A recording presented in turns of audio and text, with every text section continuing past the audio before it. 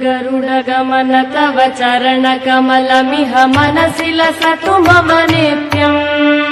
गरुडगमन तव चरणकमलमिह मनसि लसतु मम नित्यम् मनसि लसतु मम नित्यम् मम तापमपा गुरुदेव मम पापमपा गुरुदेव मम तापमपा गुरुदेव मम पापमपा गुरुदेव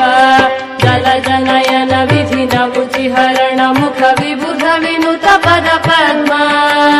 जलजनयन विधिन मुचिहरण मुख विबुध विनुत पद पद्मा विबुध विनुत पद पद्मा मम तापमपा गुरुदेव मम पापमपा गुरुदेव मम तापमपा गुरुदेव